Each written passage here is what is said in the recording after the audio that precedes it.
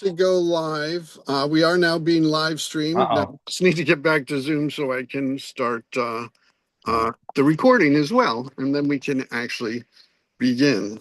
So let me just, thank you. My apologies, everyone. I'm having some technical issues here, and ain't it fun? yeah, it's glorious. So anyways, welcome. Thank you all for coming. This is about doing a reading of my father's play, and then three plays about survival, which we actually performed back in the 90s at the old Avalon Repertory Theater. And oh my gosh, I have not even. Where was that? It was I'm okay.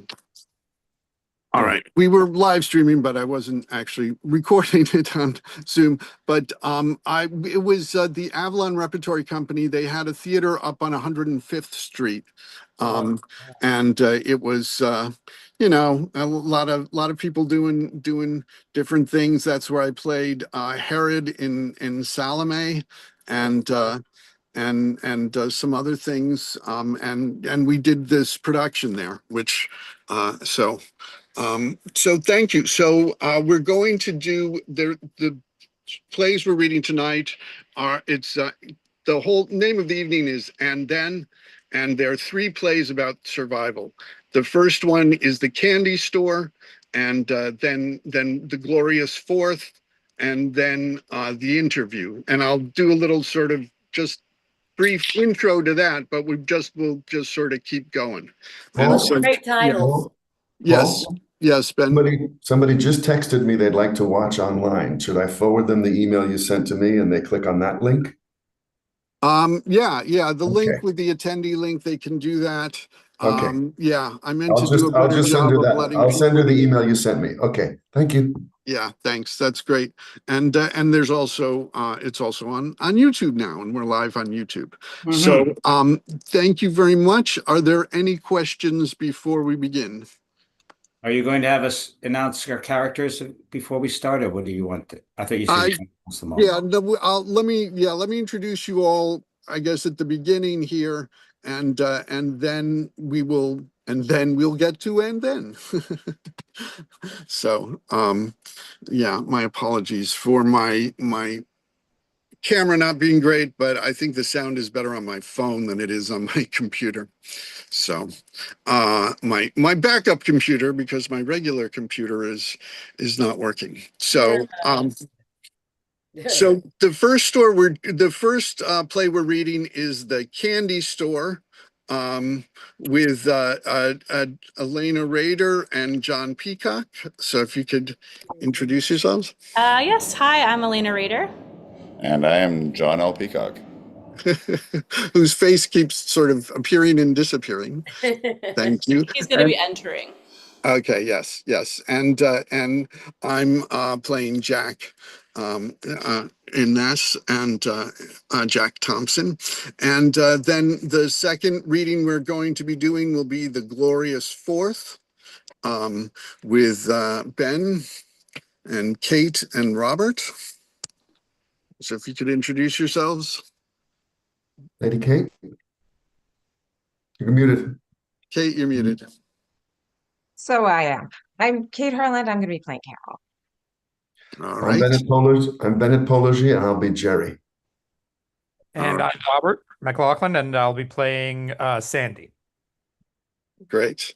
And then the third play is The Interview, with Eleanor.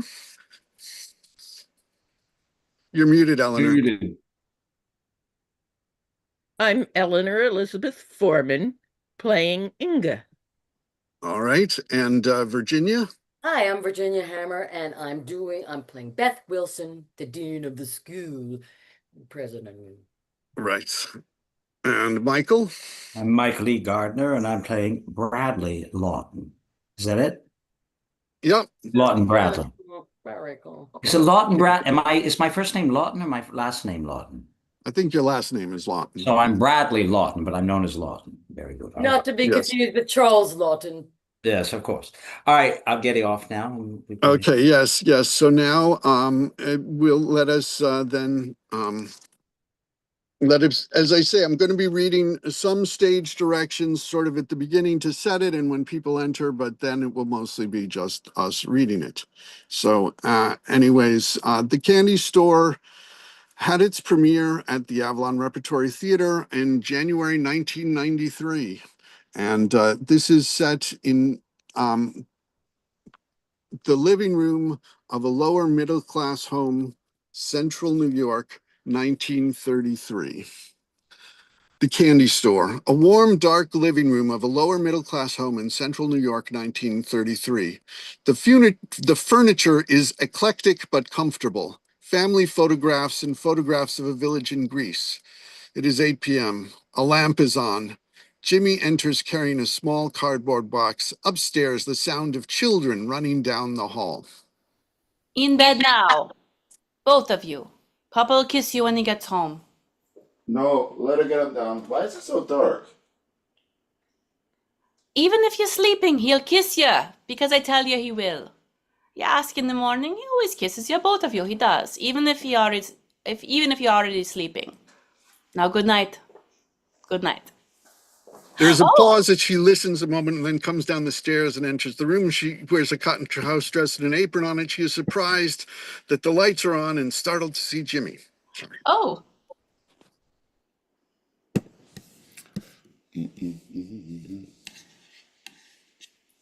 I don't mean to scare you. I don't hear you come in. Yeah, you was with the boys. You sounded quiet. If I come up, they get excited. Why so many lights? Why we got electricity. We use it. Why pay them more? We owe. It's all in my book. Don't worry. You don't worry. Never. Maybe you should. You worry enough for the both of us. What good does it do? It don't pay the bills. You're pretty.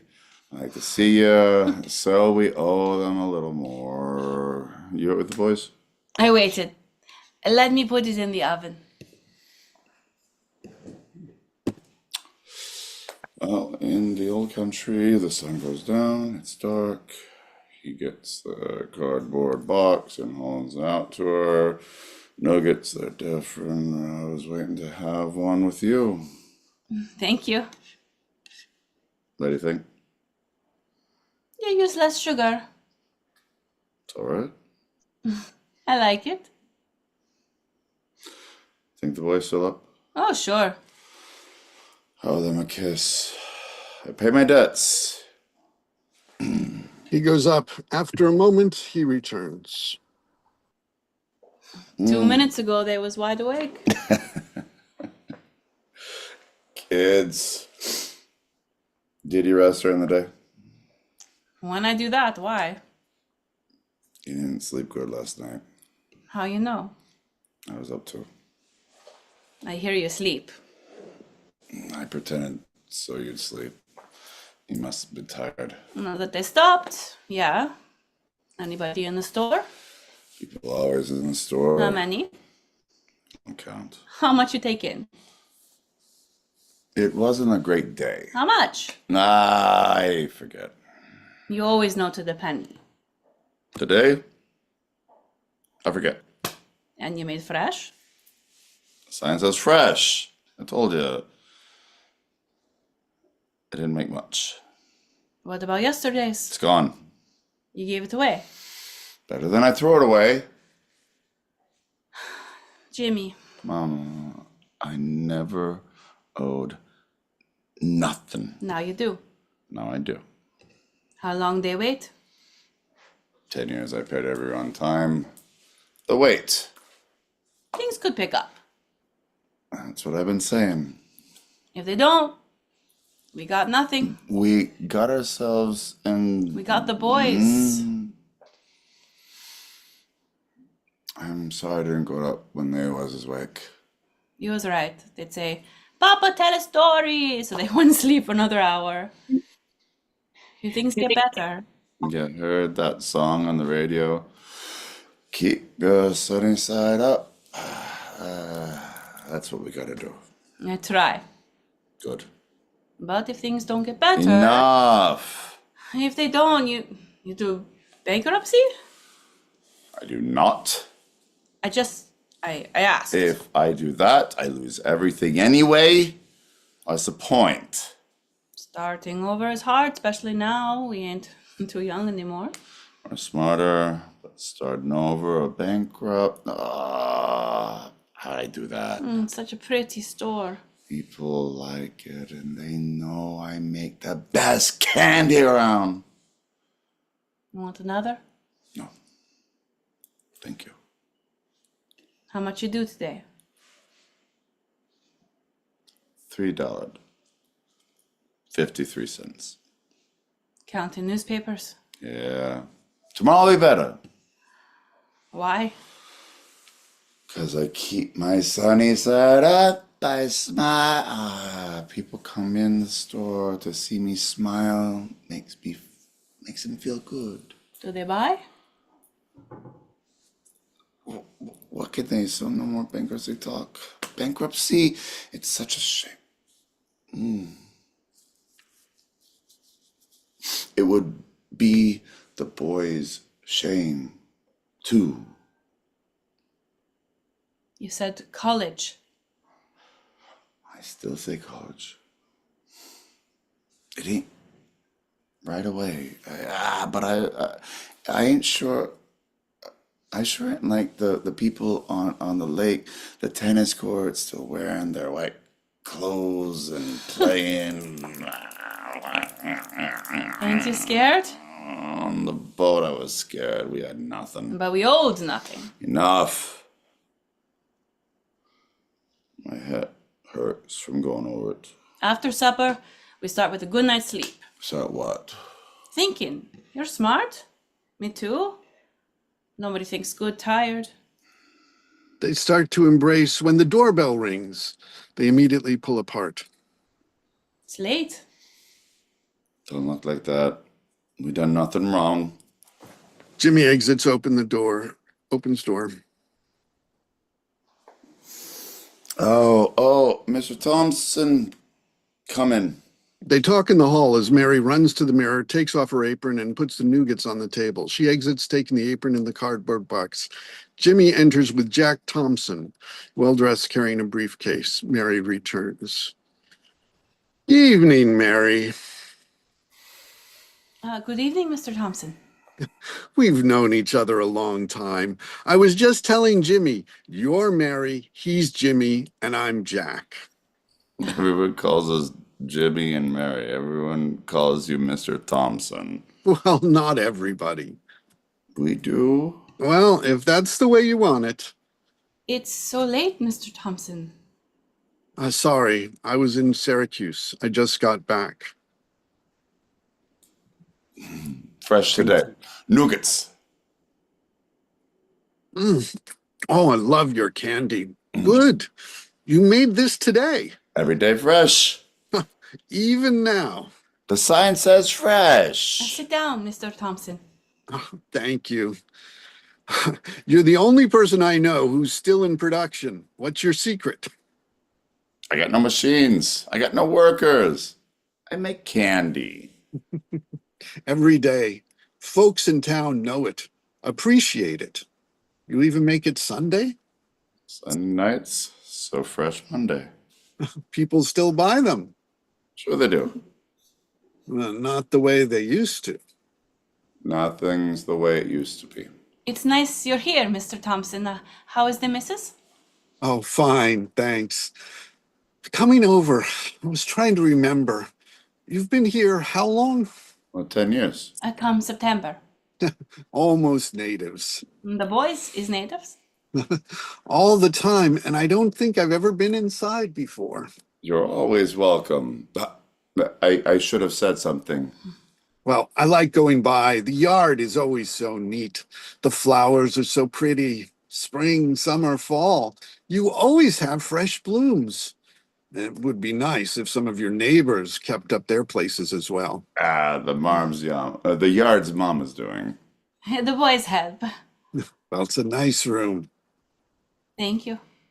I'm always glad to get home. Are the boys asleep? Yes. Pointing to a photograph. The old country? Our village. You keep in touch. At Christmas. Mr. Thompson, we're glad to have you, but why are you here? How are things over there? Bad, but nothing's new. Why am I here? Jimmy, you are 2 months behind on the rent. I know. It's the first time. Well, last month was the first time. This month is the second time. You got another tenant? Who are you gonna find? Some people have money. They don't have small stores. Mr. Thompson, the town don't need another empty store. People drive through. They stop when so many stores are empty. Oh, and if I closed, where'd people get homemade candy? Well, I guess they'd have to settle for Hershey's. You must owe other people, suppliers. In the tour, I got a book, and in it, every penny I owe. You showed me. I also told you I pay you. Jimmy, how are you going to do that? I make the best candy around. It ain't like the stuff comes out of tinfoil. I make every piece. But you're not making money. I will. This wonderful country. Things get better and I'll pay every penny. Isn't it better to wait for something than throw me out and get nothing? The bank is leaning on me. That's where I've been all day. You know I'm good for it. I can't wait any longer. Mr. Thompson, you're a rich man. I'm a businessman. You got more than your business. You got your house on the lake, all the land, no mortgage on any of it. I am talking about my business that I run out of my office. You come in my house. I can't talk about yours. It's not just mine. It's your sister's and your mother's too. I know. And it still has a gardener, a maid, a chauffeur, friends of mine. That house has nothing to do with my business. You're out of order. Jimmy, I'm surprised at you talking like that. I'm surprised too. Everybody knows I'm the quietest guy in town. Jimmy is always silent, always friendly. Well, that's what we thought. You know what they say about still waters. What do they say? Well, it's a saying, still waters run deep. Jimmy, that was dangerous talk. Dangerous. It's talk, speech, free speech. My house has nothing to do with your rent. Are you some kind of socialist? I know there are people who bring those ideas with them when they come to this country. If you have, let me tell you. A socialist? I own a business. You're a capitalist. Of course you are. Capitalist. Of course you are. It's good we're talking. Too bad we've never done it before. I enjoy a good talk. Reminds me of college. We used to sit in our rooms and solve the world's problems, or thought we did. It's different when you get into it. And now it's late, and you're tired, and Mary's tired, and I'm tired too. But the fact remains that you are 2 months behind in your rent. When you missed the first time and I came to the store, it was awkward. So I thought it would be better if I... That's thoughtful, Mr. Thompson. It still ain't easy. I'm sure it's not. But don't look like that, either of you. Still. Still Waters got a smile. Still Waters. That's funny, Mary. Mom makes a lot of jokes. Can't be a very good joke. Oh, it is. Why aren't you laughing? I guess I was surprised. Jokes aside, there is something you can do. Your creditors will get something, and you can clean the slate and start over. How can I start over as bankrupt? No! I have the forms here. I seen those forms. Never! If you do it... I can't! Of course you can. Lots of people have. I can't! My boys. What does it do to them? Bankruptcy means not paying my debts. I always pay my debts. Every penny. You'll pay what you can. You can't go on like this. Made honorable. They're my debts. I pay them. You're not paying them. Excuse me, Mr. Thompson. Please don't raise your voice. The boys are sleeping. I'm sorry. You talk to him. Not about honor. No use. I got $5. You owe. I know to the penny. You see my book here. Take this $5. Today is Friday. Every Friday, I bring you what I got. Along with the money, I bring a statement with my signature of what I owe. I'll pay it. It may take time, but if my signature is there, I'll pay it. How long will it take? As long as it takes. Greeks do that. Like the Trojan War, but not for some whore queen. For my word. I make good candy. You know that.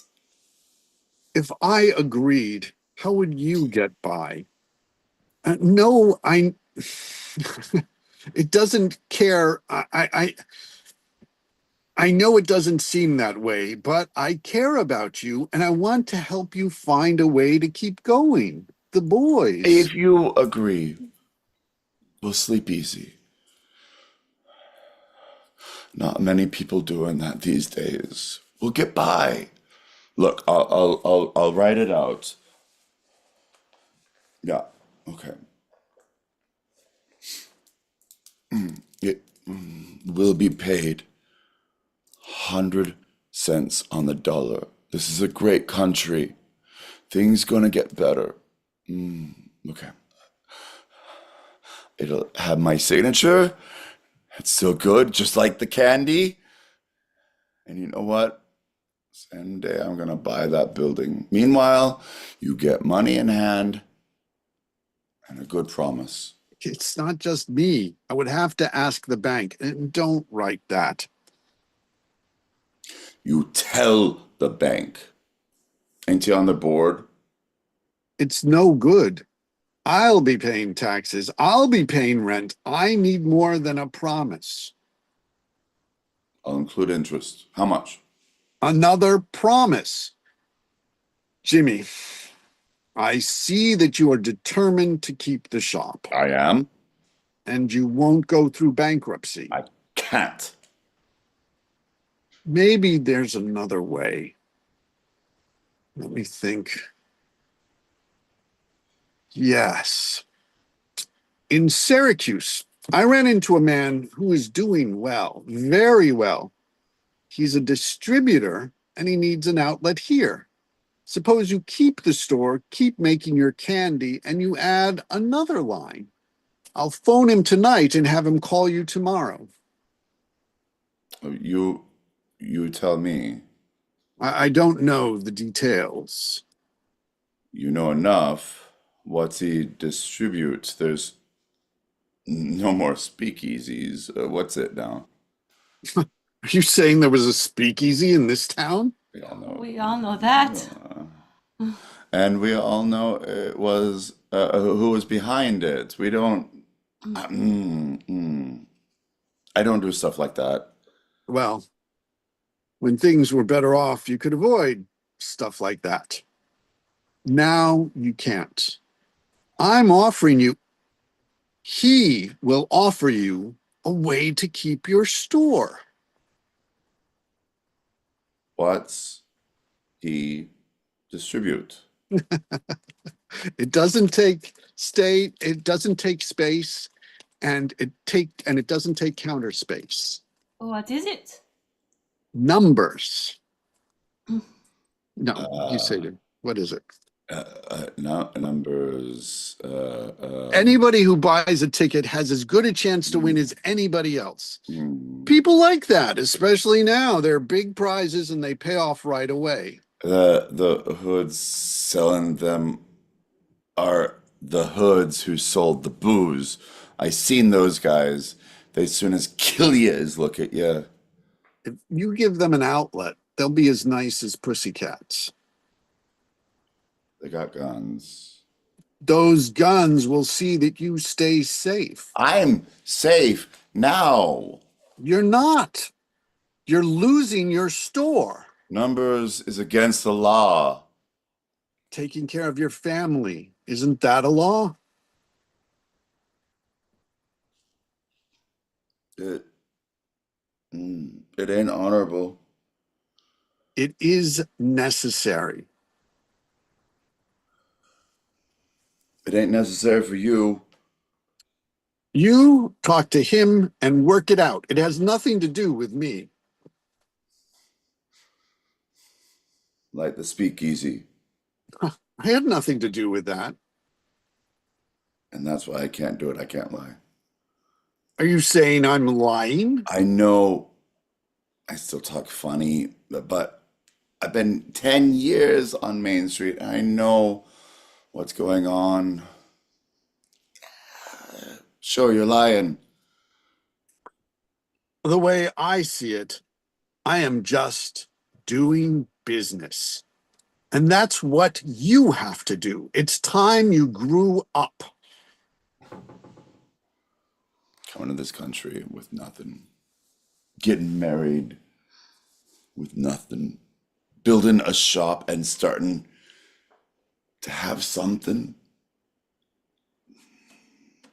I'm grown up. I hear your boys are bright. Their teachers say so. Oh, they're teachers. Do you want them to go to college? Sure we do. They should go. But how are they going to if you lose the store? Where will you go? What will you do? And you're right. After bankruptcy, it's tough starting another business. I have never done nothing illegal. You didn't drink during Prohibition? Once. In a while, sure. But I didn't sell it. You didn't have to. Mama. I don't know. Sell the numbers. You don't even have to. Make them available. They sell themselves. And the folks who buy them will buy candy. I don't want those people in the store. Their money is as good as anybody else's. Those guys don't walk away. They don't let me walk away. Talk to the man. Mama, I hear the boys. I don't. Maybe you check. I heard them. My ears is as good as yours. Don't start lying with me. Sorry. This concerns me too. And the boys. I ain't leaving. We talk about it. Go ahead. Can't we talk later? This man is impatient. Those fellas always are. We gotta decide. I'm surprised, Mary. I thought in the old country, the men decide. This ain't the old country. Mm-mm. So, what do you think? We got a choice. Do we? Well, you can close the store and keep the debts, or close the store and go bankrupt, or you can sell the tickets and keep the store open.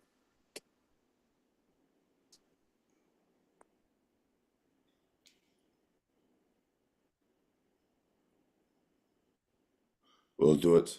I think so too. You call. I'll talk to him. Don't worry about the rent. It's a changed situation. It is changed. I feel it. Well, keep those boys of yours studying. We will. Jack, Jack, ain't we in this together? in a manner of speaking. Of course, this is confidential. Not a word to nobody. And in the store, I saw call you Mr. Thompson. Well, when it's time for college, I know people. I'll see they get in a good one. Good night, Mary, Jimmy. Good night, Jack. They walk to the door. It slams. Jimmy and Mary return. How do you feel? I don't know, tired. You was tired before. I feel different than before. We had to. I'll see the man tomorrow.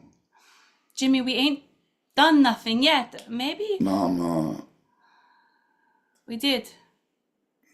All that's left is arrangements. We'll have money. We'll have money. Ready for supper? I ain't hungry. I ain't either, but we got to eat. They exit to the kitchen. Blackout. Thank you very much. And now moving on to our next play, The Glorious Fourth. That was fantastic. Sorry. Yes, thank you. We'll have a chance to talk about it afterwards, Okay. all of them. But thank you. Yes, and thanks so much thank you guys. So, anyways, on to The Glorious Fourth. This is Campo Beach, Westport, Connecticut. Thursday, July 4th, 1957, mid-afternoon. The sound of water and children. Nothing raucous, it is Westport. 3 canvas beach chairs face the water, the house, a beach umbrella between them. A large towel is stretched on the sand beside the chairs. A cooler, bag of charcoal, lighter fluid, and a bag of sweaters are nearby. Jerry is reading proof sheets of a novel. In his lap, a notebook in which he has been writing. He grunts periodically in disapproval, but keeps on. Although the sun has shifted and he's having trouble reading, he is so preoccupied with the book as he reads on through slitted eyes. He looks up from the proofs, blinks into the sun as he realizes that Gwen, his 7-year-old daughter, has been calling him. I'm sorry, honey. I'm sorry. I have to read this. It could help pay some of the bills you hear us fussing about. They are boring. Do it again. You'll get my undivided attention. That was great. That was great. I'd applaud, but this might blow away. It's a new novel. Well, it hasn't got a cover because it isn't published yet. I may be making a movie script from it, but that's a secret, so don't tell anybody. Scott, Jason, Kevin, any of your buddies. That's how things are these days. But if it works out, we won't just pay bills. We'll be able to get you back in ballet class with Madame Tamara. Oh, you'll catch up. Just keep in shape. Keep doing what you're doing. Good. I don't know. What difference does it make what it's called? Names aren't important. My name won't be on this script, but, well, we'd make more money if it was. You're right. Names are important. But I don't know what that's called. Well, if you don't know and you did it, how would a middle-aged hoop from Topeka know? You know so many more things than I do. You're growing up differently. You know Catholics and Protestants and Negroes. Where I lived, everybody was Jewish. And you knew how to swim before I did. We didn't play in the water. It was the Depression. You heard me talk about that? We washed in the water, and only when we could afford it. That is a fib, but we didn't swim in it. Good one. That was good, even better. The other wasn't bad, but you're more experienced now. You present it better. Madame Tamara would be proud of you. I remember what it's called. It's a cartwheel. Wait. Good. But that's enough for a while. People are designed to be upside down for limited periods of time. Honey, will you excuse me? Your cartwheel isn't sexy. It's athletic. If you had what? Gwen, in public, at the beach, we call them breasts. Who thought you were a boy? It's that haircut Mom gave you. Gammon look. You are a gammon. Old folk like Audrey Hepburn need to cut their hair like that. Now look, I have to... Hot dogs? They're in the cooler. I remembered it and the lighter fluid. Now, I have to get back to this. Oh, it'll be hours. Look at the sun. No, not directly. Can you see? I'm over here. I'm over here. And then when it's dark, the glorious fourth. Okay, one more. Very good, very good. Gwen, you've always been sexy. You were born sexy.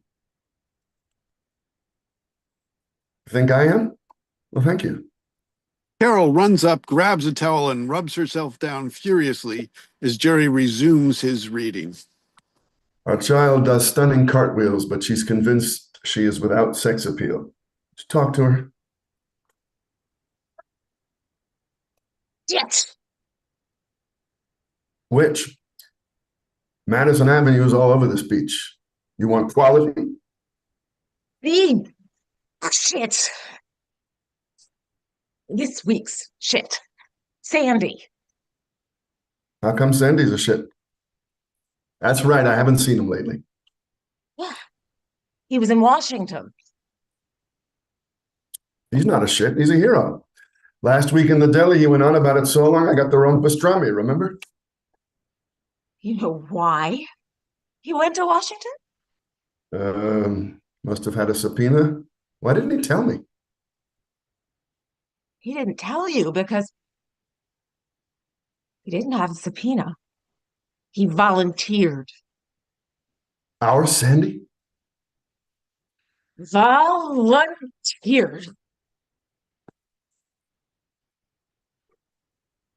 He who never finished a script, finished a draft of a script unassisted, volunteered by himself, volunteered.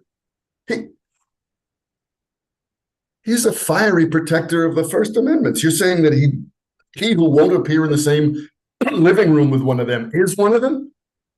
He is now. Who told you? I was coming from my mile. I can hardly breathe.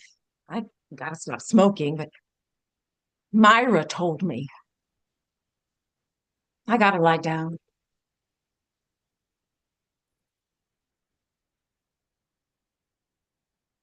I got 3 cheesecakes to get out tomorrow.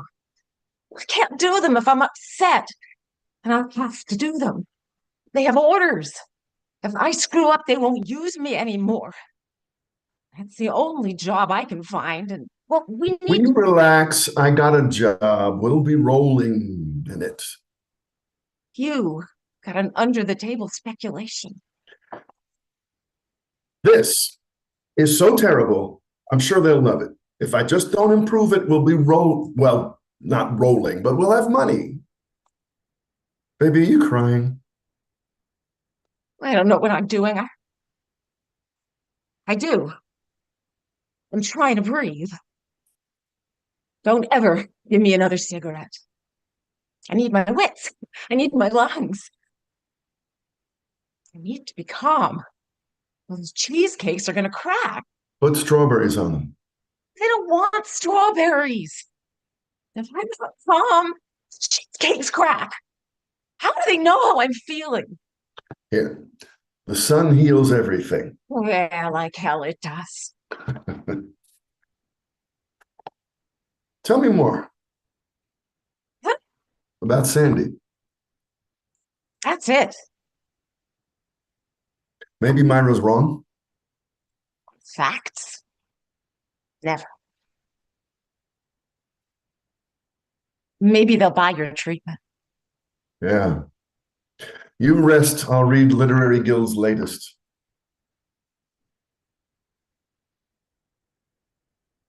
I'm scared. Breathe. You get excited and you forget. I'm breathing. I got a cigarette? You said When did you start listening to me? Right. No more. Where's Gwen? with Scott. You know, she's walking funny. She is so great. One of the best, but what's with her walk? Well, she thinks that's sexy. She looks like her hips out of joint. Well, are you gonna tell her? We tell her too much. She's 7. Well, we need a level head in this family. Without her, we don't have one. All right. Not having a cigarette was good. Well, actually, it was lousy, but I'm on my way. Sandy Cole, all teeth and personality approaches. You did it again, doll. The Campo Beach Award for the best tan of the season. Oh, Sandy. Yeah, the tan's fine. I'm just having trouble breathing. Yeah, miles a lot to swim. You gotta believe in something. I do my mile, get winded, but on balance, it makes me feel terrific. Sandy! Always a wise guy. It's a wise guy that knows his own name. I haven't seen you around. I think your tan's fading. I'll get it back. Where you been? Wait for a few days. Business? Sort of. I hope it's better than mine, but I'm reading the latest, spending time with my daughter, watching my savings evaporate. I keep busy. Gwen looks great. She looks like your mom. She's walking funny. Yeah, we noticed. So while you were gone, we flew her out to the Mayo Clinic. They have special rates for the dependents of blacklisted writers. They said she'll grow out of it. You are always kidding. Everybody needs a hobby. Can I sit down? Why is this day different from any other? Great day. Great. Great. Hey, Gwen looks like Audrey Hepburn with that cut. I was in Washington We've all been in Washington. last couple of days. Yeah, I stay away in the summer. You know, it's just too humid. As a matter of fact, I stay away every chance I get. But I like the Smithsonian. You get there, I always visit the Spirit of St. Louis. St. Louis isn't far from Topeka. Makes me proud. I met with the committee. At the Smithsonian? What committee is that? The committee. The House Committee on American Activities. What committee? Un-American Activities. You don't have to whisper. They know you were there. You should have told me you were going. I'd have sent a message. That's writing I can do and sign my name. This is not a joke. Sometimes jokes are all you have. How do you think our team kept going in the desert for 40 years? Moisha, look, an oasis. An oasis? There? Just fooled and thought it'd keep your spirits up. Oh, thanks, buddy. Moisha, this time I'm sure, over there on the right, an oasis. Hey, I see one. On the left? Mine's got the gorgeous girl belly dancing. You've been here a long time. Maybe they're mirages? Maybe. So let's try the one with the girl, huh? Very good. Thank you. I love the way you two do stuff like that. Yeah, barrel of laughs. You volunteered. Who said that? You didn't? I wanted to tell you. How'd you hear? This beach is one big conch sound. You never noticed? A whisper reverberates one end to the other in 14 seconds. I timed it. That's all you heard? I figured there'd be more. Shell messages are very short. Sandy volunteered. Here. What else? Yeah. I got a call this morning from the coast. I'm working. Aren't modern communications wonderful? Yeah, it pays well. A comedy for Rock Hudson. I did one for him. He needs short sentences. Why aren't you packing? I leave tonight. Jon will stay behind and put the house on the market. I wanted to see him. I'm sorry you'll miss the fireworks. They're going to be great. I was on the committee. My name's on the program. Didn't have to sign an oath or anything. I did. You did what? I signed an oath. Loyalty oath? Yes. I am not now and have never been a member of the Communist Party. Yes. That one? But Yeah. you were. They're convinced it was all a misunderstanding. What else did you do, Sandy? That's what I wanted to tell you before anyone else did. Did they? All we heard was Sandy volunteered. Dear. It's the worst experience I've ever had. And you've led a sheltered life. Look, we all have. If our grandparents hadn't come to this fair land, we might all be smoked. I'm just saying, I had no idea it would be like that. Look, I have trouble sitting on a beach talking about the Holocaust. It's the only time we're so close to our bodies. I spend my summers nursing my tan. I want to control how much I get burned. Sandy, you got a job that no doubt pays very well, so I'm not interested in hearing about your pain. I am. Details, Sandy. Matches under your fingernails? Where'd they hit you? You can't imagine. I can. You remember how we used to work? You'd type, I'd imagine. Made you crawl, did they? Yes. Details, Sandy. Wait a minute. Why are you telling us? You're my friend. Since college. Right, you'll be able to contribute to the alumni fund again. I knew they wanted names, so I went with a list that wouldn't hurt anybody. Names I knew they had. That's not what they wanted. What do they want? New names. If you're writing for Rock Hudson, then you must have come through. You know, what really hurts is you're not even a good writer. The best I ever heard anybody say was that you're reliable. Yeah, in this business, that's something. A reliable writer? Yeah. I'm not a genius. I know that. Yeah, everybody knows that. They must be getting desperate. Did they coach you? No. Sandy? The studio did have a rep there. Not in the meetings. At the hotel.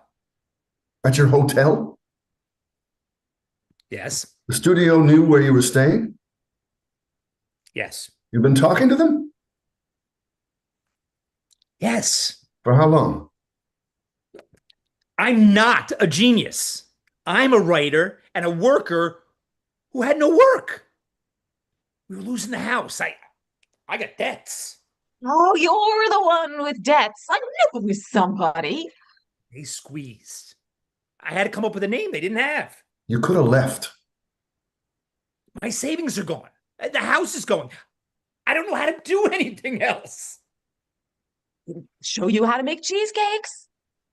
It wasn't a surprise, them asking you for new names.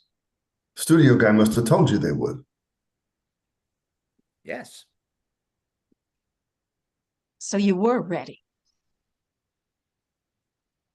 Were you ready? I had to be. You didn't have to go. You didn't have to stay. I want to work. Who'd you give them?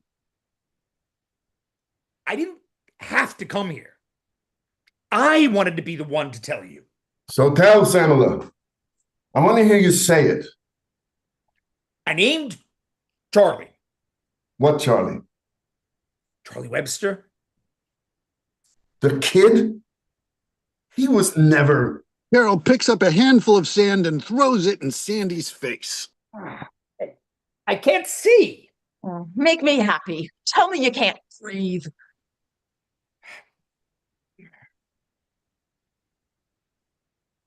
Give me a towel. No. Here.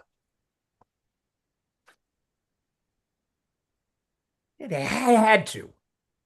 So did I. Me so well brought up. Remember, Mr. Cole, you are under oath.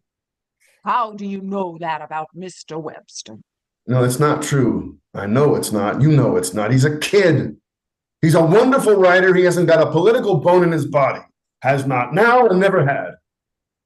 I needed a name. He just got married. The oath, Mr. Cole. I needed a name. So you gave him his? What did you do? Pick it out of a hat? I had to. Had to do what? Say it. I gave them Charlie's name. Carol picks up sand. Sandy turns away. She puts down her hand, still holding the sand. Sandy turns back. When he sees her hand is down, when he is fully around, she catches him full in the face again. Sandy reaches for the towel to wipe off his. He's through. He can afford it. He's been making a fortune. Now, how do you know that? The studio guy told me. He was getting too expensive. They told you to name him. If he doesn't get dumped, they have leverage over him. You gave them that. Why are you telling us? He always came to us with his problems. We loved it when you dropped by. One drink, 2 nights of the pool, and then there'd be this problem with your script. Which you just happen to have with you. I am billing you for those drinks. Hey, you're clever. You can do other things. You're doing other things. I'm doing the same thing occasionally under other names for 1/10 of the money. When they pay me. Nobody came to me for that. I tried. Well, you got to be good to be a ghost. I'm pretty good. In no sense. Ever. You know, there have been moments. Unfortunate night. That scene on the bus, you did that yourself, and it was good. I had hopes for you. Volunteering was not one of your memorable moments, although I doubt I'll forget it. I no longer have hopes for you. As for me, I don't know. It's an uncertain world. Scary. Carol's right. We were protected. And when the protection goes, it's damn scary. I hate philosophy from a beach chair. You told us. Now you can go. Is that all you have to say? I invited you to the fireworks. Don't be smart. I'll leave that to you. Smart, realistic, all that stuff. Please. What? You want my blessing for killing a nice guy's career? A nice guy who never did anything? We didn't do much, but we were in the party. We met with those nudniks. Charlie did nothing. I wanted to be the one to tell you. But why? The motivation, where is it? Yeah, was it a question of honor? Hey, no more sand. I've outgrown that. Honor. I don't understand words like that. I really don't. And I don't think anyone else does. We know you think that. Be smug. You have a job. Let me have something. You'll do it too. You'll have to for your family. The day he does that, he doesn't have a family. You still have yours. Decided this together. Your wife was there when you met with the studio guy? What's wrong with that? Did Joan put the name for the committee? Or did the studio guy? I don't remember. Did Joan of Arc do that? We did it together. The three of you. Yeah, back in the hotel over drinks. Drinks paid for by the studio, right? Right? Right. In a room paid for by the studio. Yes. Was it a nice room? I don't remember. You were there yesterday. It was a nice room. And Joan of Arc was wearing that black cotton suit, right? I think so, yes. Oh, yeah. Her hair pulled back, no makeup, just a touch over the eyes. Joan of Arc on execution morning in her Dior.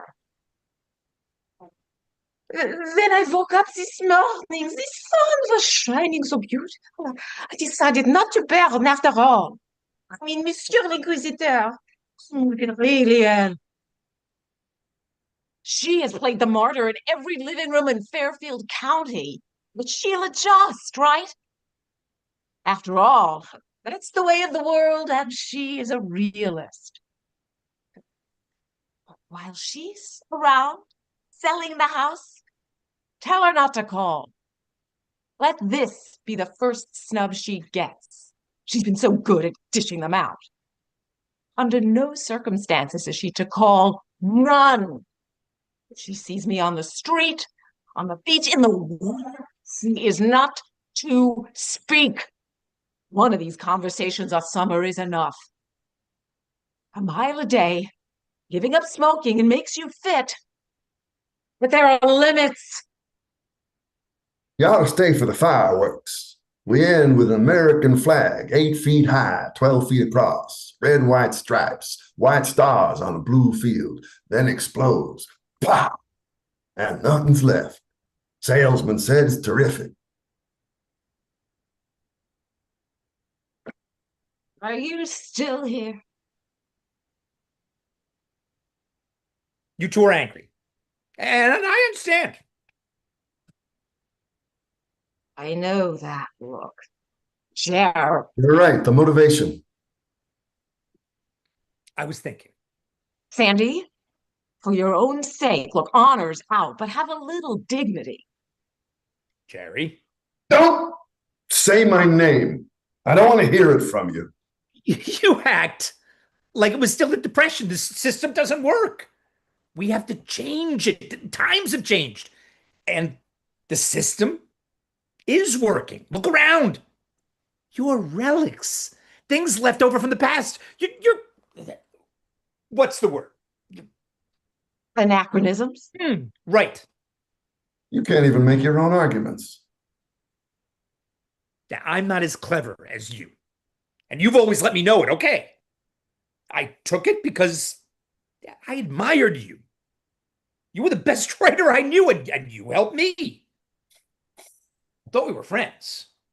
We were. Now I know something you don't. I know what's going on. Things have changed, And I understand those changes. What's more, I've been working on scripts just for myself, and I know I can write. It's the one thing I can do, and I will. No matter how many bodies you step over. Only one. We pretended we were collective, a community of writers in Hollywood. But that's not how things work in this country. I'm not playing those games anymore, so I can go sit on Campo Beach and feel noble and look the other way when anybody walks by who knows the world has changed. That's not clever. That's stupid. Why are you telling me this? You always help me. You knew the right word to get me going when I was stuck. I never denied it. I crawled before the committee to get back to work. I hated it. I was humiliated. But I knew I had to do it. And I still need you. So I'm Abasing yourself. yeah, I am. I'm a better writer now. A lot better. But I know I'll get stuck. This is a big budget picture. I can't screw up.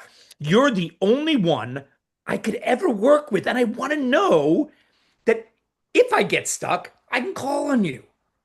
I know what you think of me. I know what I've done, but I need your help. Not even a lap around the pool. You gotta be wet before you ask something like that. Sandy, go already. I'll pay you top dollar. Yeah, I won't take advantage. You want to be my beard? Maybe I won't need help. I've been doing a lot of writing lately. I've been kept an extensive diary. I understand a lot more than I used to. How do this week's entries look? Wednesday, great day in the nation's capital. Met with members of the House Un-American Activities Committee. Nice guys. We're getting on a first-name basis. I only had to crawl a short distance on my belly and name one name to get clearance. They wanted one they'd never heard before, and we found it. Thursday, back to Westport. Soon as the studio called with a very nice offer, which I accepted, I went swimming. Visited, oh, you won't put down the names. Visited old friends, made my farewells, then home to pack, then off on the Big Bird to La La Land.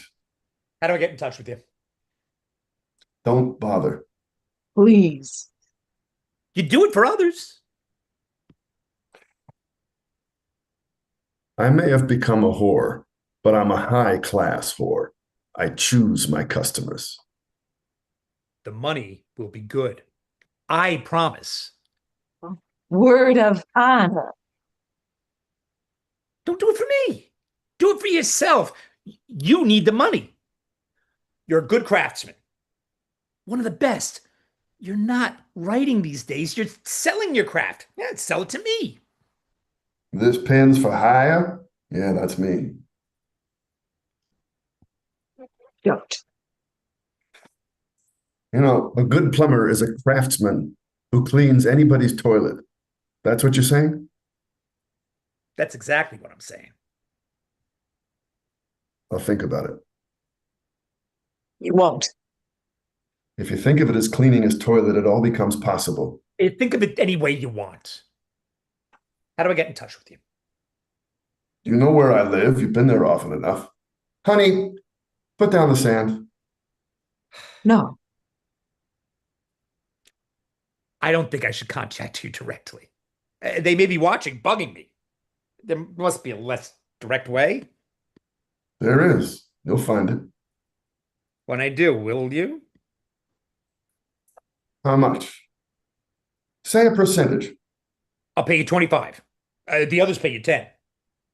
But you're my friend. I know you're the best. I knew you'd understand. I do. Gerry. Speaking as a writer, you're a lousy character, Sandy. What does that mean? No surprises. You can put down the sand. Not yet. I've always been a sucker for an image. Plumbing. Your writing is shit. all seem so appropriate, but no, the whore image is better. Sandy, I'm a high-class hooker, and I will not sleep with you for any money. Hey, After what you did to little Charlie Webster, you're lucky I don't pound on you. But hookers can't create disturbances. That's your final word? You don't want to hear my final word. Go before I get to it. Hey, there's Gwen. I'll say hi. no. Go. There are people you can no longer say hi to. Gwen's at the head of the list. Sure. See you. Think so? Not me. Ever. That's a long time. Not long enough. Pack, Sandy. I'm sure you can do that by yourself. Oh, if not, Joan of Arc can help. Maybe you can get that guy from the studio. She stands, faces him, raises her arm as if she's going to hit him. He pulls back. She doesn't.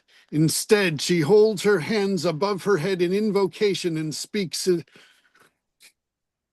Remember how you loved escargot? No more, Sandy. What do you mean? I'm sure you were going to have some your first night back. Maybe. Don't. Why not? What are you talking about? I'm placing a curse on all the snails. They will do horrible things to you, both of you. What? What are you?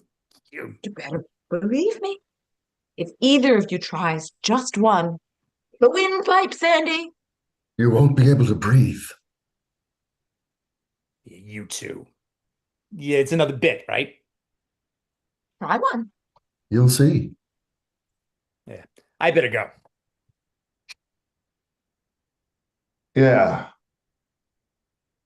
Final word, Sammy. It's think. Think. Sandy exits. How'd you like the curse? Excellent. But Joan of Arc doesn't eat snails. Double, double toil and trouble. May her eyeshadow turn into permanent glue. Blue glue. That seals her eyes shut When? as she greets her hostess at her first big Hollywood party. It is done. It is done. Jer, Honey, how many hot dogs did you bring? very many. Oh, good. I have an appetite you wouldn't believe. My stomach feels better than it has in weeks. And you're not smoking. I don't want to. I'm gonna last. Jer, Yes? how long is this gonna last? A while. We have each other. We have Gwen. We'll keep going. Jer, Yeah? I want my name on those cheesecakes. Right on the boxes. We have the same name. Murray will never be able to sell them. Yeah. Gwen has our name. By the time it matters, maybe this will be over. The sun does heal. Do me a favor. Show Gwen a cartwheel. I feel good, but I'm exhausted. I know you. You need to do something. Do a cartwheel. She's doing fine, but she needs help. For you. I love you. Sentimental fool. That's me. Me too. Hey, did anybody show you how to do that? Oh, that's amazing. But I have an idea. Can I help? Yes, I think I can. Today a cartwheel, tomorrow the world. At least 3 perfect cheesecakes. There. Very nice. Your turn, Gwen. Great. Great. He puts the proofs away carefully. I would, but I never could do them. I have an idea. Let's all swim in the nice, clean water. Last one in's a Fink. Fink? I'll tell you later. Runs off, blackout.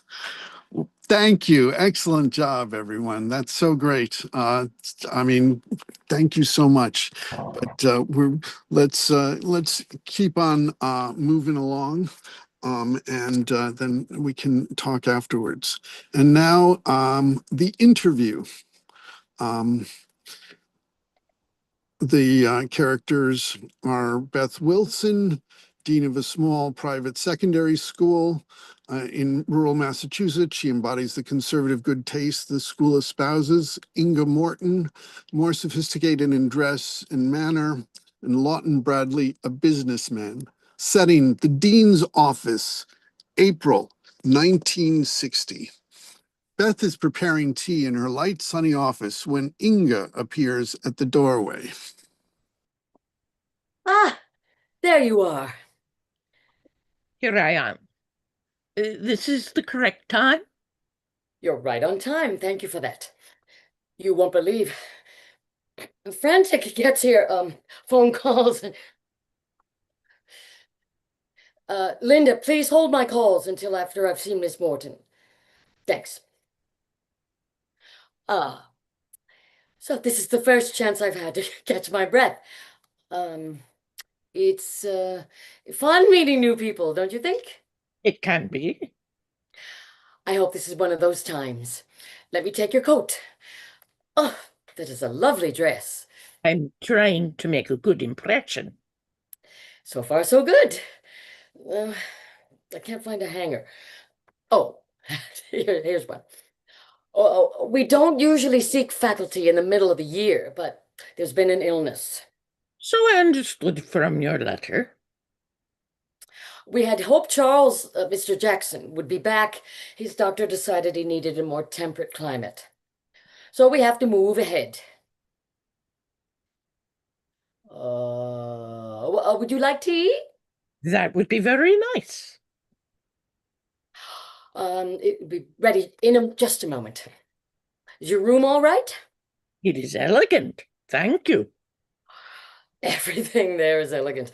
But is it comfortable? Indeed, yes. Good. You drove up. So many people in New York don't have cars. It is a luxury, but I like to get out of the city when I can. Well, we are always delighted to go down there. Shows, shopping. I imagine it's different living there. Winter here is spectacular. We had fresh snow Christmas Eve. I'm sorry you missed that. It's lovely here. I'm afraid we take it for granted and need visitors to remind us how nice it is. I cannot believe you take this view for granted. Oh, well, I've taken to putting notes on my calendar that say, look out the window. I do, and it's wonderful. Oh, it's ready. Why don't you sit here? Thank you. Cream, sugar, lemon? Lemon, please. Excellent. This is so civilized. Well, we believe in civilization, and I must admit, for some of our students, it is a shock. Biscuit? No, thank you. I take it you are available, and if things work out, you could be here for the new semester. I am. I'm not being civilized, I'm rushing. Did you have trouble finding us? I drove through here last summer on my way to the Cape. Why would you do that? I had time. I was exploring, and dinner time I ended up here. I ate at the inn where you are putting me up. Oh, their food is good. The popovers are extraordinary. Last summer, everything was so pleasant. I stayed overnight at the Maples on the Common. Do you know it?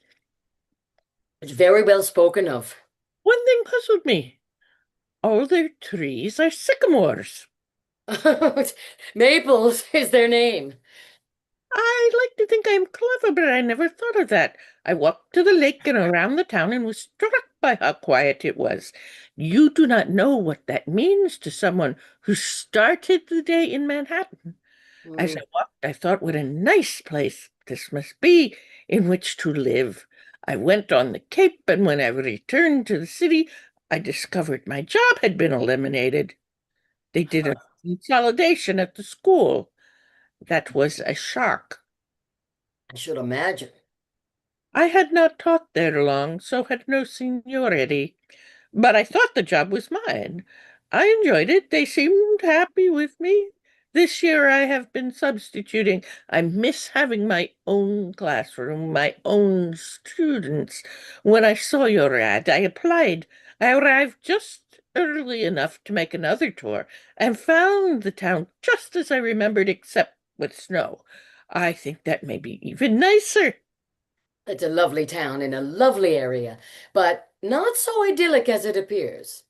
Our poverty's tucked away in the hills and rusty trailers, houses that could be quite awful. I did not think I had come to another world. Some folks do. They walk down Lake Street, cross the Common, and think they're in a calendar picture. At the school, well, teenagers are universal. Exciting, terrifying. You know all that. You have an impressive resume. There's one thing I feel I must ask about. It only covers what you've done in this country. Is that a mistake? I've found that people are not interested in anything else. You have investigated other positions? Since my regular job ended, yes. It is awkward interviewing, is it not? For everyone. I'm afraid there is no other way. When you came to this country, was that difficult? It was a change, but not too difficult. I've enjoyed being here. And how long has it been, if you don't mind my asking? Of course not. I've been here 8 years. It has gone so quickly. I realize that is long enough to have shaken the accent, but I cannot quite do it. I think you did not expect an accent? From your resume, I had no reason to. Does that create a problem?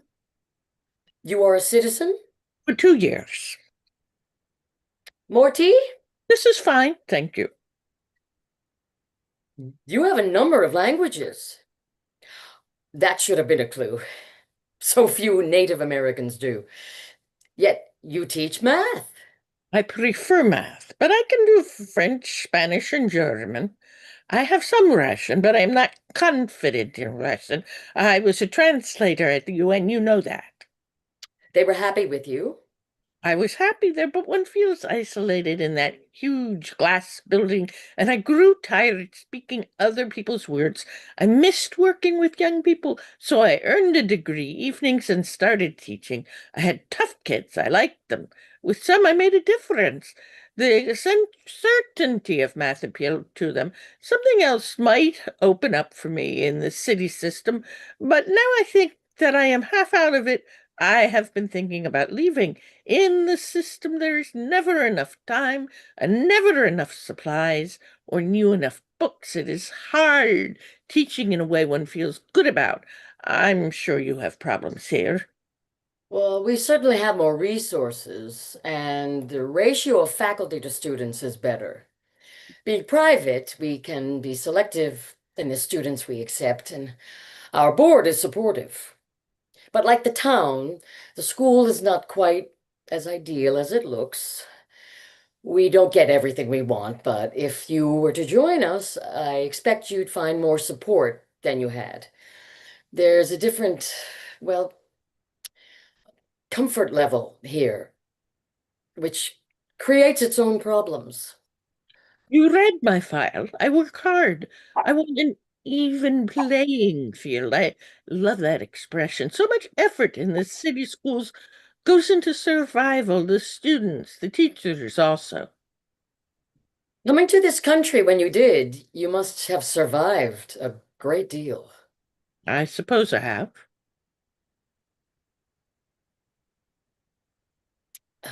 Your work with young people in Europe. Tell me about it. There are no credentials for what I did, not even a record. We moved a great deal, my mother and I. We were displaced persons. Then Mama died. That was difficult. We were close. People often said we were more like sisters than mother and daughter. She was great fun, then she was gone. That is when I came to this country. Mama had not wanted to leave. I enjoy learning languages. She did not. The work I did with young people was in DP camps. At first it was quite informal, then less so, but it was never well organized. I wanted an education and found myself teaching and learning at the same time. Learning and teaching together. I believe in that. I'm troubled by the distance, the power relationships that build up between those who teach and those who learn. I presented a paper on it at a conference last year. I should like to read it. Oh, well, you'll be sorry you said that. It's long.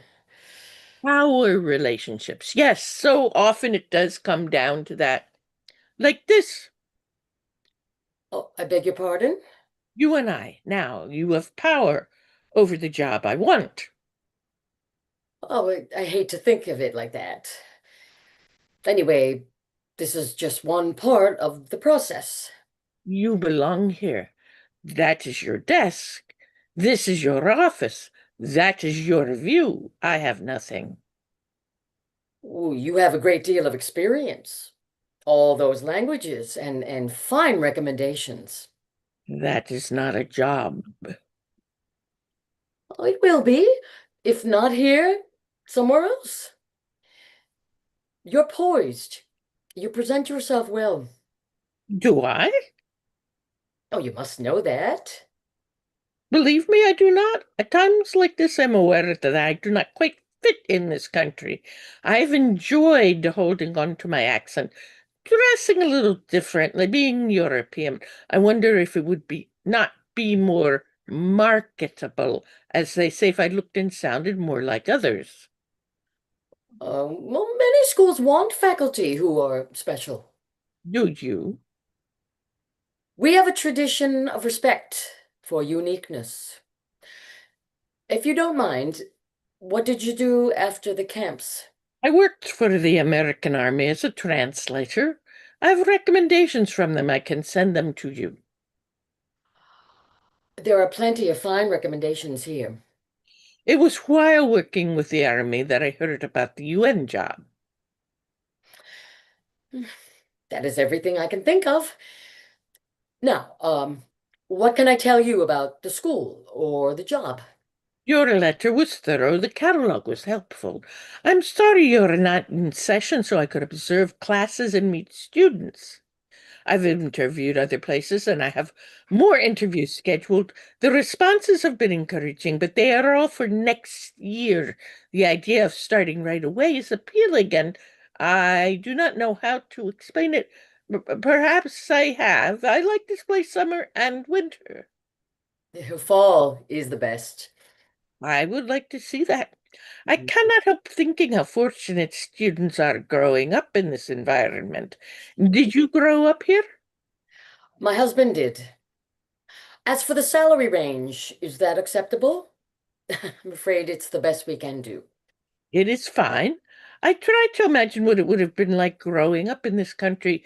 I have pictures out of movies. Judy Garland, Ginger Rogers. Well, things have changed since the war, but it's not that much different. Television, of course. This country was fortunate the war was far away.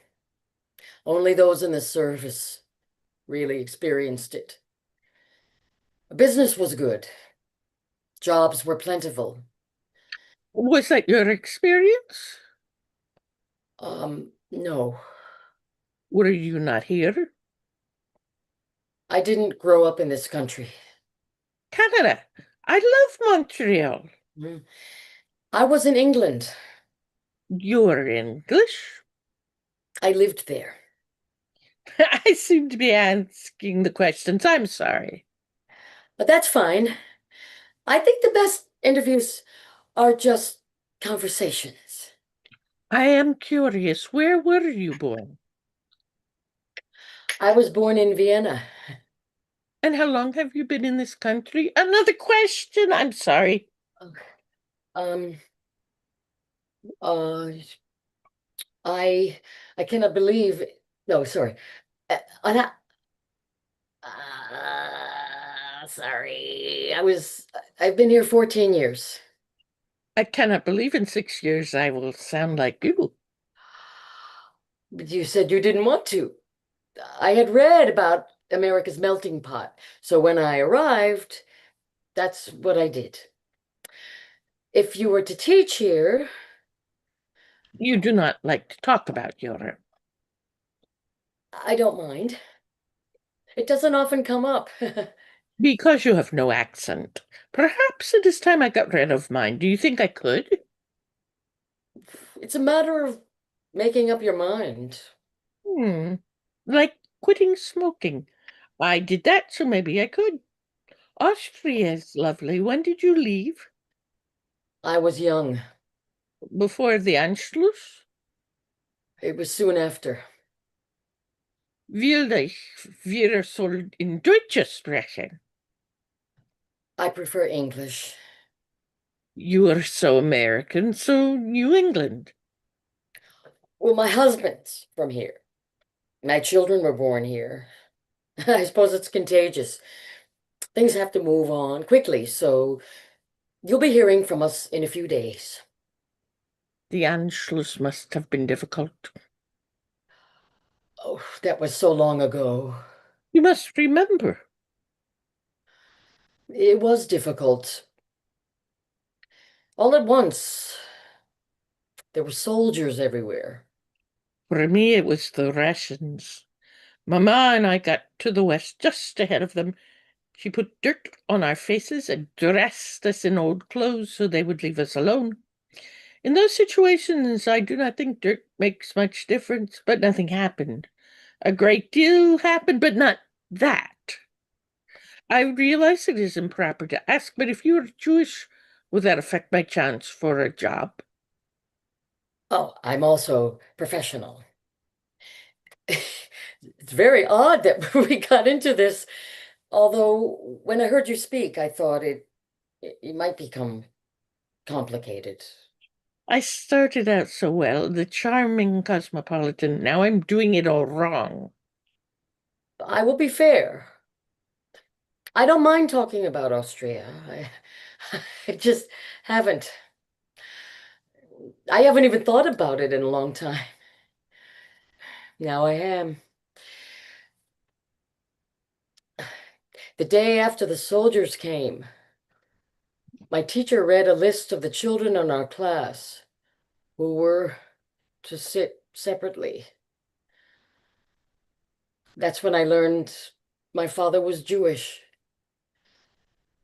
Soon after, we were able to go to England.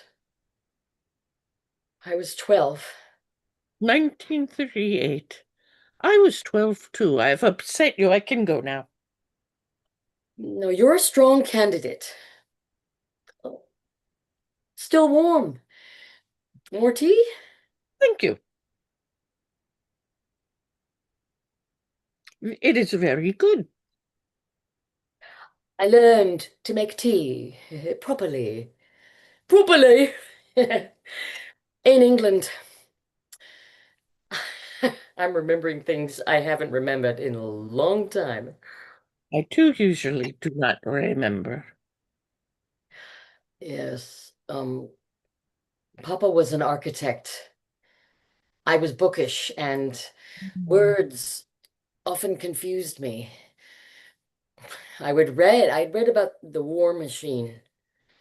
And when I saw soldiers doing the goose step, that's when I thought they were.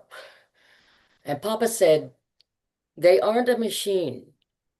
They are men who are ordered to march like that. They have wives, they have children. Some have little girls like you.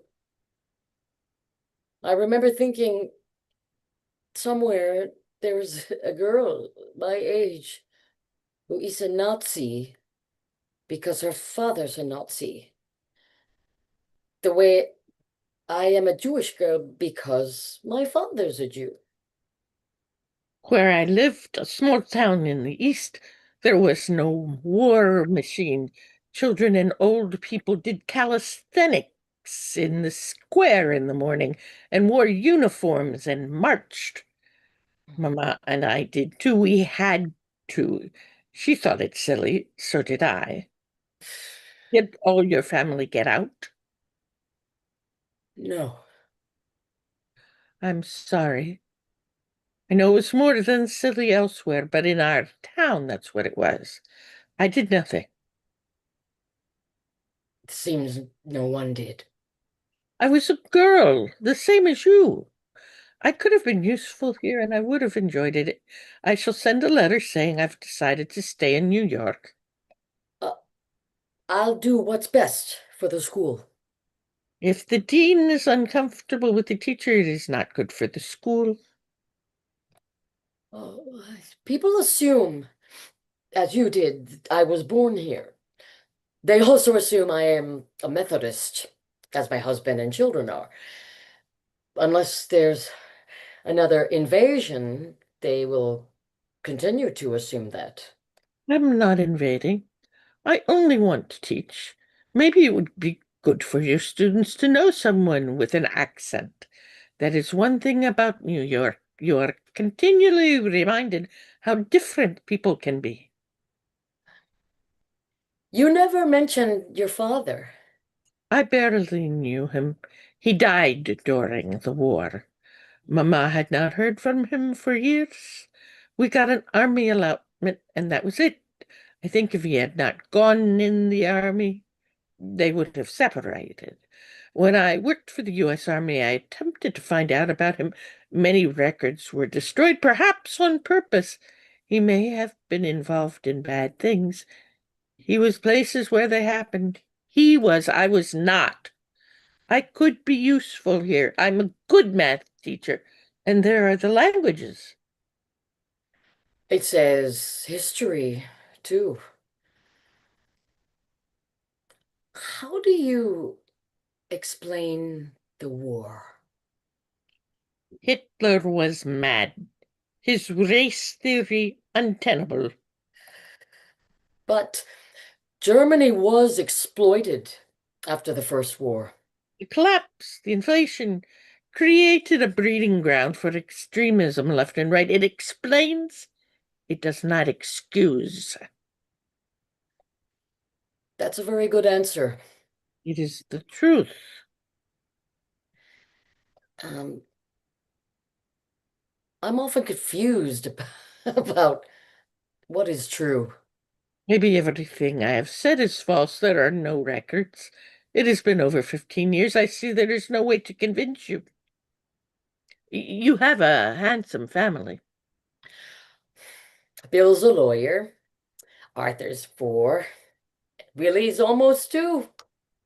Willie is an imp and you're a dean. Unusual for a woman. Another emergency. I filled in and then asked to be considered for the position. And a family, too. I'm still afraid of many things, but I know I am ready to teach. Does it have to be here? I should like it to be here. You have become so American. In the old days, Americans moved west when things did not work out. They wiped everything out and started over. I haven't talked about Austria, except to Bill, in years. Not often to him. Our talking whether I get the job or not is hopeful. Yes, like the UN, talking is much better than not talking. If I had known all this was coming, I would have avoided it, but here I am. I would like to work here, to live here, maybe even own a little house. I've always rented. If it turns out I am the best qualified, I hope you will hire me. Anything else? Anything else would not be fair. You get angry. I do. In New York, I heard this all the time. I have nothing to be ashamed of.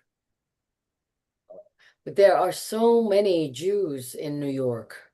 I have nothing against them, but I am sick of their efforts to make me guilty. There are no Jews in this town, except me. To them, you're not. Bill's the only one who knows. There have been occasions when things were said. I could have responded. I didn't. If they knew, would they have hired you? Would they have made you dean? They might have hired me. They'd never have made me dean. Do you think we could work together? I had a Jewish principal in New York. We got along very well. It is a good resume. No matter what class a student walks into here, she finds the same teacher. Some are men, some are women, but that's as far as it goes. It's like the shops in town, so alike. Tweeds, linens, tartans, antiques, tea shops. It's almost a British colony. If anyone is different, they learn to act as if they aren't. You wouldn't. Oh, there's no more tea. Perhaps. The phone rings. Oh, Into the phone. Before she sets down the phone, Laughton Bradley, jovial, dressed in a dark suit, enters. Interrupting, ladies. I apologize. I was passing by. Oh, that salesman talk. I wanted to meet Miss Morton, so here I am. Laughton Bradley, the chairman of our board, Inge Morton. Good morning, Miss Morton. Good morning, Mr. Bradley. What a lovely school you have. You must be very proud of it. Is something wrong?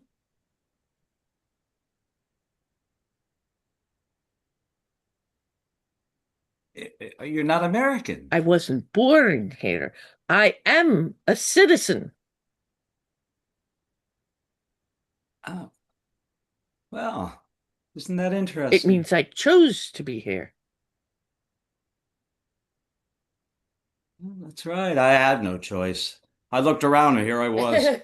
Not many people around here are foreign born. Well, in construction, the shops, and that doesn't mean it's wrong. I'm happy to hear that. There are some English, but we never think of them as foreign, more like cousins. The way you speak, it's quite pleasant. You're certainly different than our last math teacher. He was kind of dull.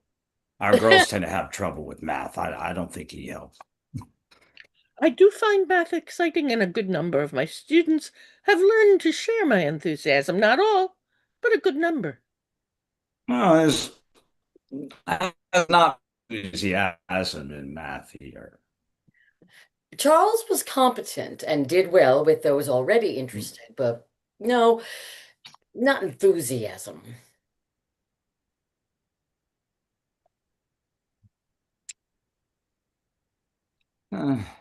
Dean I Wilson know. must have told you how impressed we were with your file. You two get along? I think so, You yes. two get along? It's been fascinating. Good. That's terrific. I realize it's unexpected me showing up this way. I didn't plan to, then I just decided I would. The rest of the board keeps telling me I'm too hands-on. I do love the school. It was here when I was growing up. I dated girls here. Well, yeah, I dated girls here. Wow, where are they now? My family's always been involved. The school's the town's second largest employer. If you decide to take me on, I believe I could make a contribution in math and in other ways too. How so, Miss Morton? Inge, please. Laughton. I received my academic training in this country, but I've lived abroad. Your students are going to be moving into a world that has grown much smaller. Yes. Mm. The overseas market are certainly growing. You make a good case. It's never been a policy. No, nothing like that. But we always have had teachers who were born here. It doesn't mean it has to be that way. In my line, real estate, I've sold to folks from abroad, well, some of the area industries. I hadn't made the connection to the school. It's an interesting idea. Well, I'm glad I barged in. It's been a pleasure meeting you, Miss Morton. Inge. Call me later, Beth. Maybe we can make a decision today. But there's that other interview. Oh, you're the dean. I'll be in my office. Nice meeting you, Inge. A pleasure, Laughton. What makes it? His family was here before the revolution. People say they opposed it. You come on strong. Are you familiar with the expression? Not as strong as he does, I hope. No. I was going to take you on a tour, but I have a great deal to do. If you don't mind, I'll have my secretary show you around. Of course. I'll be in touch as soon as a decision's made. Linda, would you please take Miss Morton on tour of the campus? Thanks. Thank you for seeing me. To survival. To survival. Blackout. End of play. Wow. Thank you. Bravo. Bravo. I'm holding my phone, so I can't applaud. Got to put down my phone to applaud. Thank you. Oh, your Thank you, dad, what a great writer. Oh, Oh, this was yeah. a real honor. Yeah, well, thank you. And yes, and you would know since Virginia actually appeared in one of my father's plays in the 70s. When I was 18 at Interlochen Arts Academy, it Oh, was a musical in the Woodrow Wilson era, and I played this too rich doctor's wife in Syracuse. Yeah. And he Yes. came to campus. I mean, my gosh, that was 48 years ago. Ugh. Wow. It's amazing when you think about how oh, long it was. But yeah, that play was Happiness Ahead, it was called. Yeah, a play with music. If you ever want to do a oh. revival of it, I'm planning to do a reading of it at some point. Oh, let's do it, man. Yeah.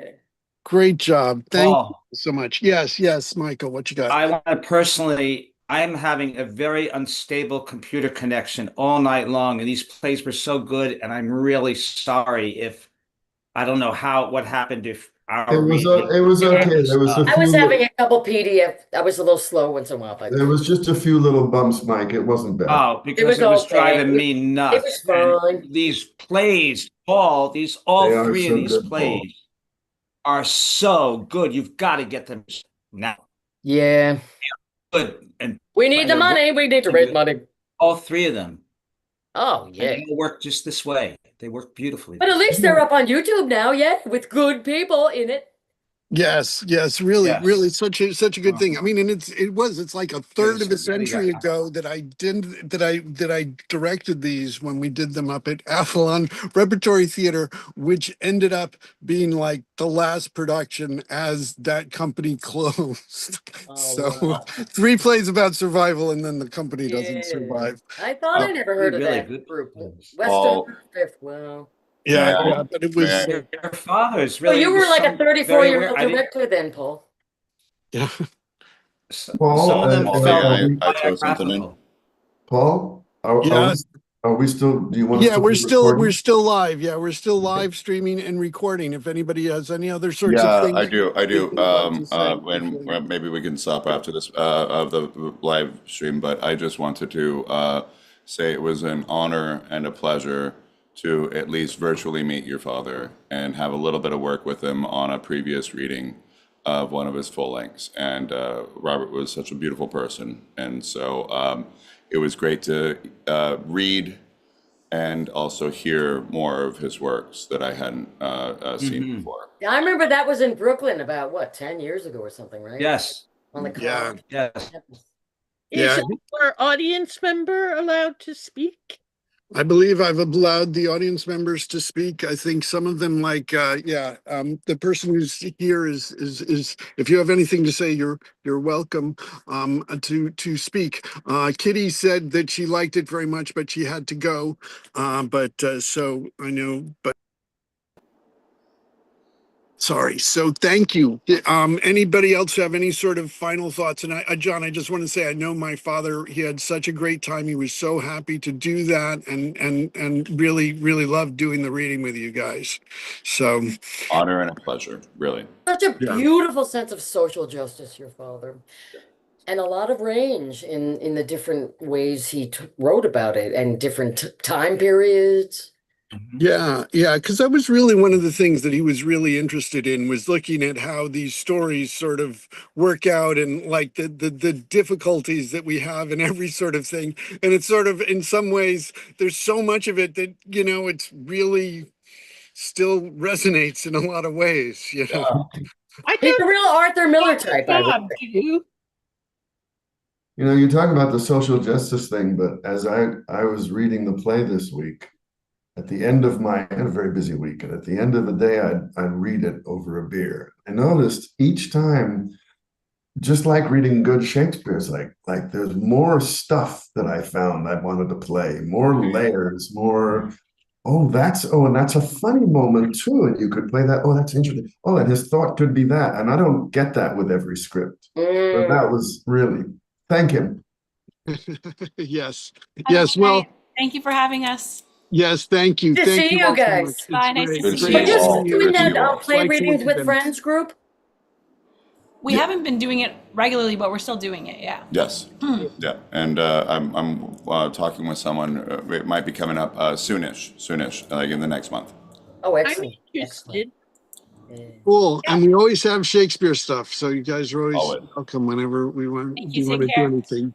Love Thank you. you. Thanks so much. And I just also, I wanted to say this is really, I'm thinking of this as kind of a kicking off of my father's centennial, because in next March 27th, next World Theater Day, I mean, he would have been his 100th birthday. Oh, wow. What a coincidence. Yeah, I want to do more readings of more of his plays, and because there are a bunch of them still. How many plays did he write altogether, basically? I mean, I don't have the exact figure, but it's about, over 20, I would say. There's like Happiness Ahead, and Happiness Ahead, he actually did have some productions of. That was one of his ones that had the most, and that Like would be a upstate fun or one in to New do. England? Yeah, he had a traveling stage, a company where he put it on, and they did it, and actually they did it at like this Cahoe's Music Hall, and there was there was like this big space where they didn't have any chairs, and in the and in that production, the son of Victor Borga, Vibi, was playing the male lead. And so Victor Borga came and saw it and was talking with him afterwards, and was talking about, well, I've played to empty places before, but never just empty space. Like the Groundlings, like the Globe Theater. Yeah. Paul, But, yeah.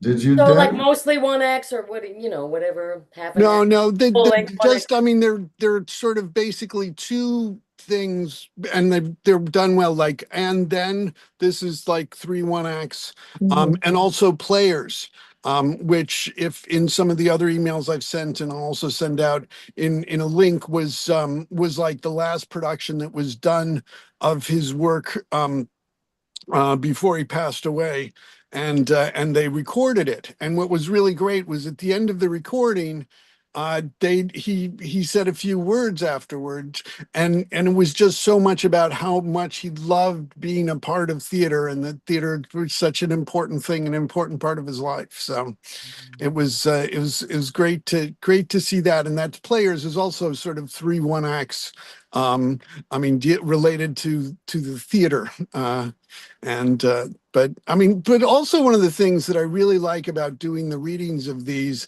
that I get even for myself rather than just reading it is how funny they are. I mean, oh my Yeah. gosh, there is Yeah. so much stuff. And yes, I was laughing, but I was muted because I didn't want to interrupt it.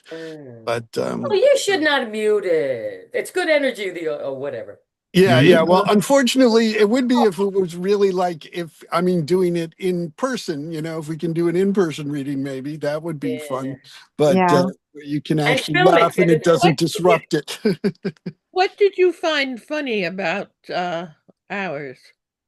Actually, it's actually, I was thinking more in terms of the Glorious Fourth. There's a lot of funny Yeah. things in that. There are some really, I mean, oh my gosh,